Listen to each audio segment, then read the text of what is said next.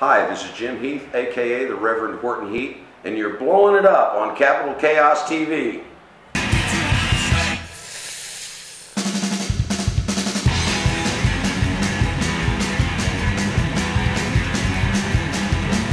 This is Amb Pirate. I am with Capital Chaos TV, sitting at Ace of Spades, Sacramento, with Mr. Jim Heath, who is known as the Reverend Horton Heat.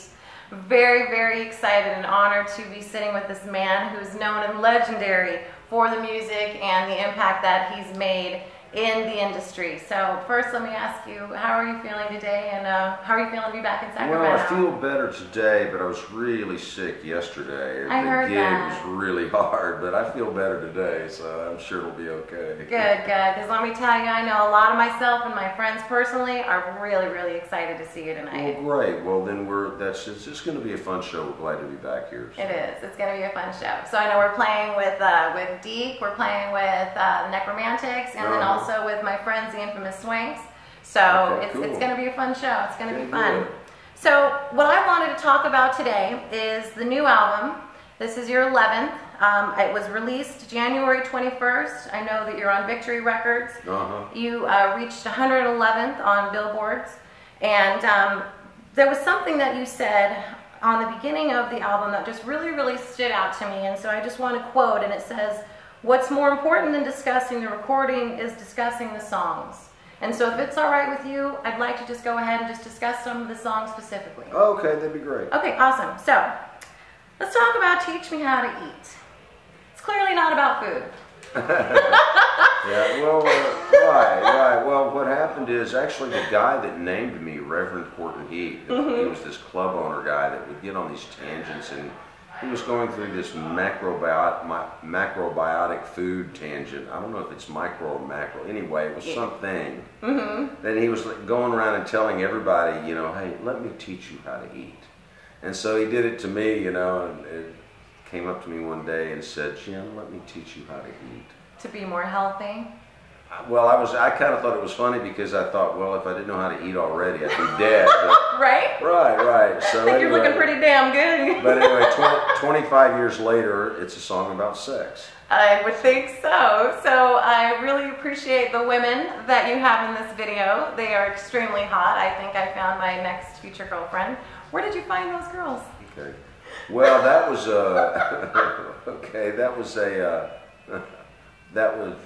Victory Records. Okay.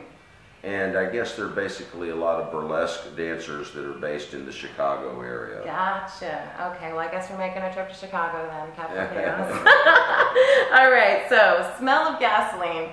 That song really, really, I guess it just struck a funny chord with me because growing up as a kid, I also liked the smell of gasoline. Oh, isn't that funny? I don't know why. Some people do, yeah. It's weird. Now as an adult, I don't really. And so I was reading in the leaflet about the girl, and do you still have contact with her? Do you know what's going on? No, I haven't seen her since we were in high school, I guess.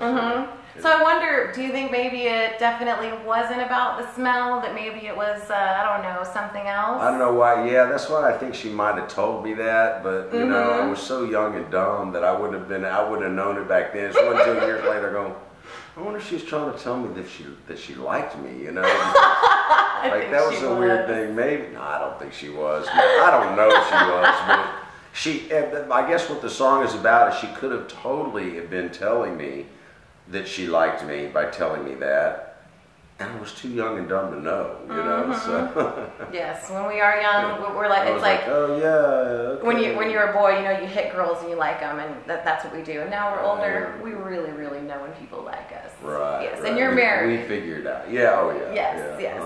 All right. Schizoid. I work at a rehab. I am well versed. I'm educated when it comes to what mental illness is, and I know that this song has a long history and a meaning behind it. Have you ever met a psychiatrist or a shrink that you've liked, or that you agree with their opinion? Well, I don't really know that many. I mean, I wouldn't.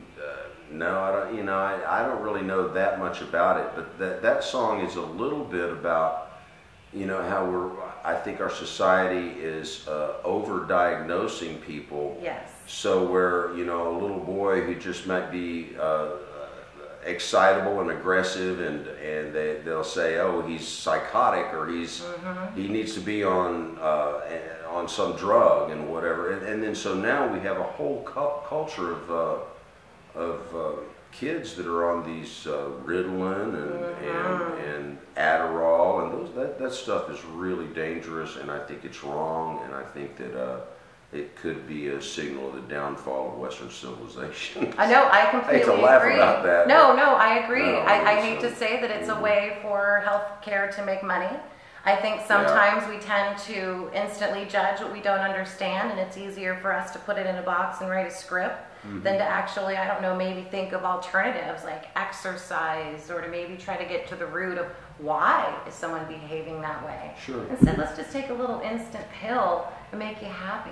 Right. It's The thing about life that I've understood more and more, is that everybody's different. Every person is different, and so it's almost like we're getting less accepted and less tolerant, and so these kids, and then the other side of that too is that once you get these kids on these types of drugs, they'll never be able to get off of there and be right again. I mean. And so, it's just, I think that it's something that needs to be addressed as a culture, but, the New World Order, they make a lot of money selling these drugs, and so it's something that we're going to have to, I think we're going to have to fight. But, I agree. I agree. Well, then that leads me right into the next song, okay. Never Gonna Stop It. Yeah, that's kind of another New World Order type of song.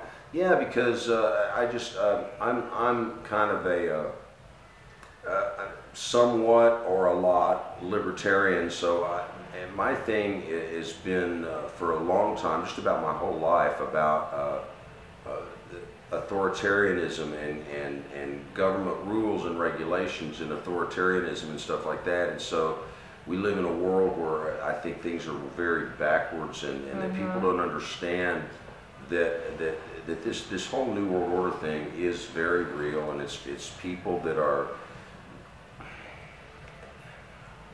I'm trying to give an example. Well, here's one example. Okay. Is that we've recently, in the last couple of years, we've seen these Occupy Wall Street protests where it's all about the 99% versus the 1%. But the problem is that if you look at the 1%, those rich people, that 1%, only about 1% of them are part of the New World Order. See, what the New World Order, it's that one, what's happening is the New World Order, which is about 6,000 people, they're very, very, very rich. Like, they're so rich that, they say Warren Buffett's the richest man in the world. He has $35 billion. No, the Rothschilds have trillions of dollars. And the Warburgs and the Windsors and those they're small, it's only probably about 6,000 people. Wow. What they want is, they want control of all the 99%. Oh yeah, of course. Control. But what they really, really want is to confiscate the wealth of the 99 of that 1%. So really, there's a war against the 1% from the 99% who are mad because they don't have that. And then there's a war against the 1% from the very infinitesimal, the people at the top, very, very top range of that.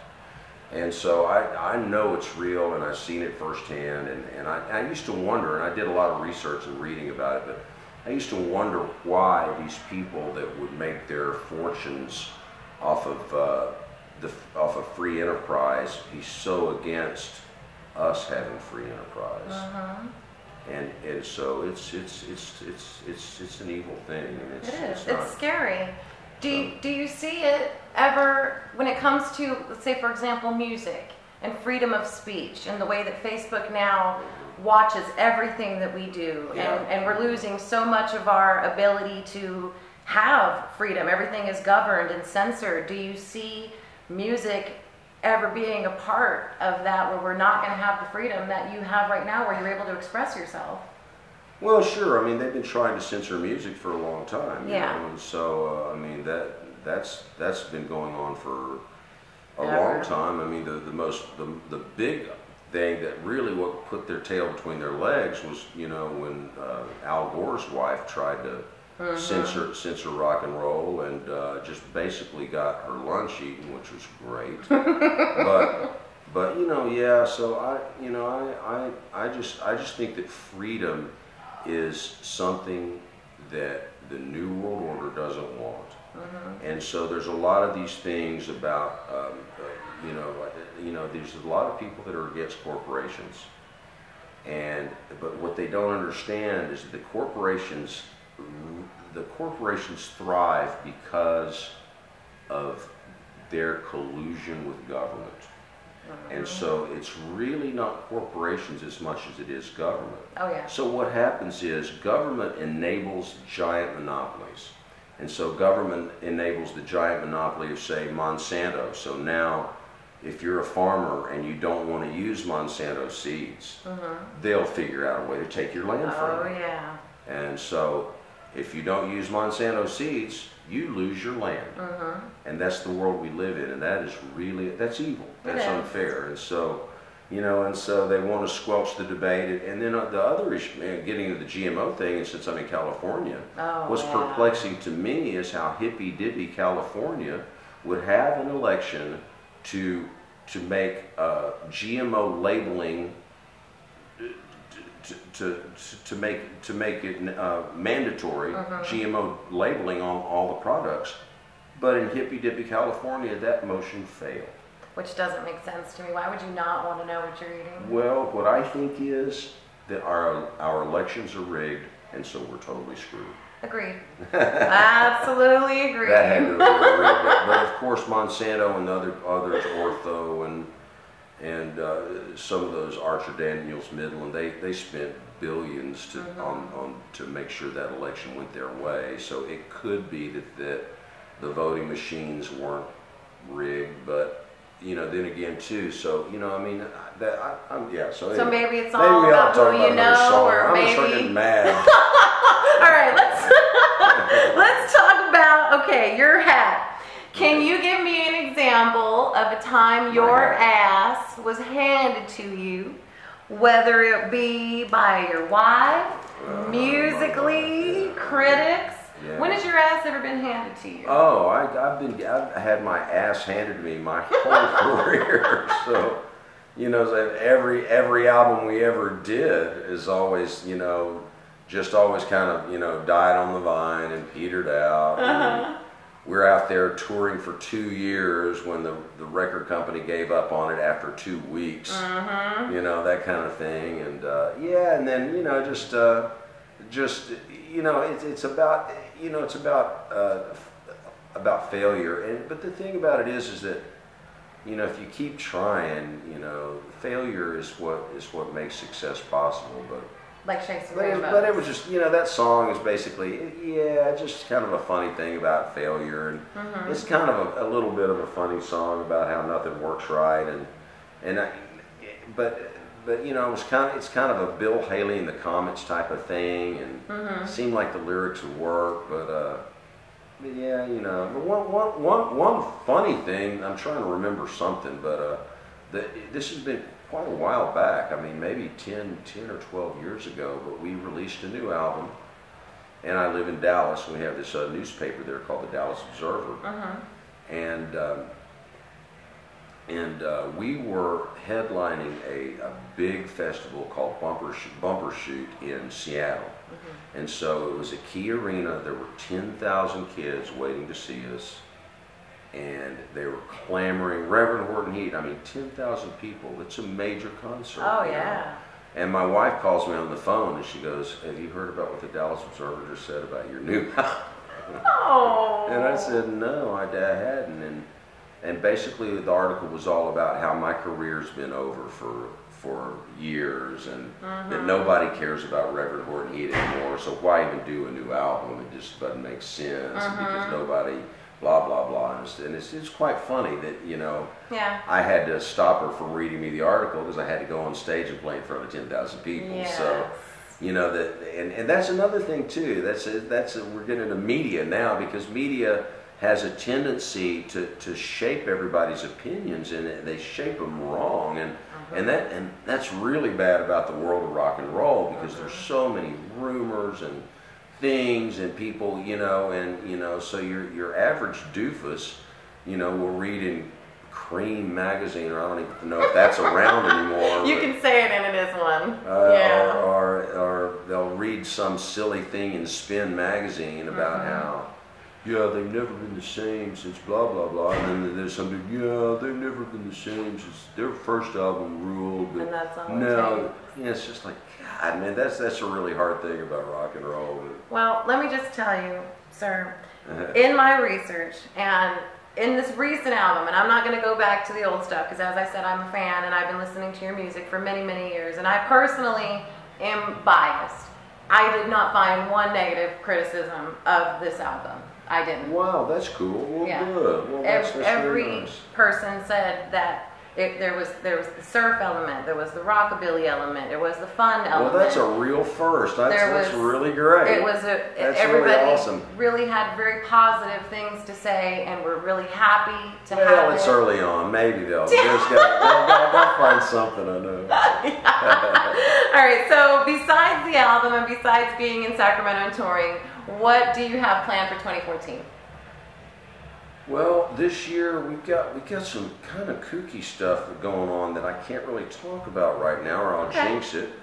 But one thing about this year is that we've got a lot of festivals that we're doing Coachella, which is one of the biggest festivals anywhere, and that's actually 2 weekends. We're doing a really good festival up in Montreal. We're doing one called Punk Rock Bowling in Vegas. Oh, that's a big one. It's getting bigger and bigger. Yes, and it's sold out this year really quick, so I know it's going to be a good crowd. I've got my own festival I'm doing in partnership with this guy, Oliver Peck, who's famous. He's a friend of mine. He's from Dallas, but he's become a famous tattoo guy because he's one of the judges on this show, Inked. Yes. And he also used to date Kat Von D. In fact, he taught Kat Von D how to tattoo. Very nice. But anyway, he's famous now. But anyway, me and him have a festival called the Elm Street Music and Tattoo Festival, and so we have some big hopes for that. But it's still kind of a young thing that it basically happens in clubs, not a big outdoor thing. Yeah, maybe someday it might end up being that. Well, I think your someday is going to continue to be a very, very long day, and I think you've proven to the world and to the critics and the naysayers, the fans, the friends, the family, that you're not going anywhere. You're an extremely talented man. Well, thanks. As I said, we're very, very honored to have you, and I just want to thank you again for meeting with Capital Chaos. Very, thanks for having me on. All right. Hello, human scum! This is Odorous Urungus commanding you to continue watching Capital Chaos. They support Guar and anal rape and all kinds of wonderful things.